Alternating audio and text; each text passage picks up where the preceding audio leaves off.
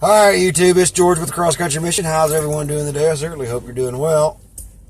Alright, so I had something happen. I'm not proud of it, but in order to get it off my conscience, I'm taking it to Jesus.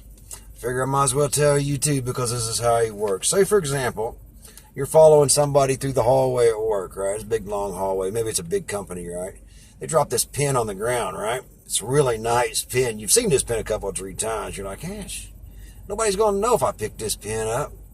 And that's just Satan right here. I'm telling you right now. This is how he works. Just anything that they can do, to compromise your integrity with the Lord. Right? And as soon as you pick that pen up and you consciously keep that pen, Satan's up there, he's talking bad things about you. You see what I'm saying? He's all up in it. I don't know how it works, but I guarantee you, he's laughing. He's proud of you. Satan is proud of you right then. And the Lord disciplines those he loves. So what happened to me, everybody knows I'm changing jobs, right? So I kind of fell into this trap in kind of a sort of way. I used to work at this place where I went before, and I know that they didn't have these two particular probes. I do industrial ultrasonics is what I do for a living. And I just knew that it would help me in my job. And this job that I'm leaving had a bunch of these probes. There's no way they would have missed these probes, right? I mean, they probably really didn't even care. Probes go bad all the time. But my conscience knew. Jesus knew. You know what I'm saying? So for the last 2 days, the Lord has just been riding me. I mean, I'm so guilty.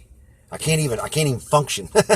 So today, I'm just telling you because I want to go home and hit my knees and pray to the Lord to forgive me for what I've done. And I know it sounds stupid and it's something simple, but it's not stupid and it's not simple if it cost you your salvation. If you feel like it's a sin, you can guarantee it's a sin in front of the Lord. So I took it back. I took these two probes back to my old job today. I had a printer too, an old printer that I'd consciously kept because it's an old printer. They ain't gonna know this old printer. I took it all back and I gave them these probes. I says, man, guys, I said, you're not even. I says, look, I said, the Lord's been rebuking me over these probes.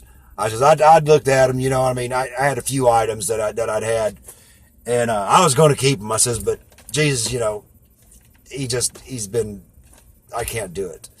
And I said, so here's your stuff back. I says, I'm sorry that I did what I did. And I says, at the end of the day, I gave my boss a hug, and he's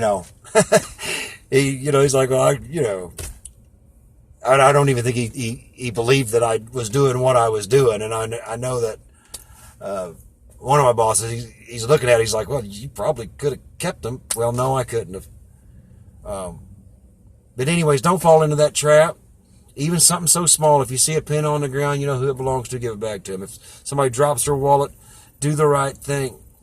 Honor yourself before God and do what Jesus would do. And I'm sorry that I've done what I've done. But like I said, the Lord disciplines those whom he loves. So I feel honored that the Lord would make me feel so guilty as to take those things back. Anyways, Jesus loves you, and I love you. This is George with the Cross Country Mission. Stay with Jesus. Stay strong in the Lord.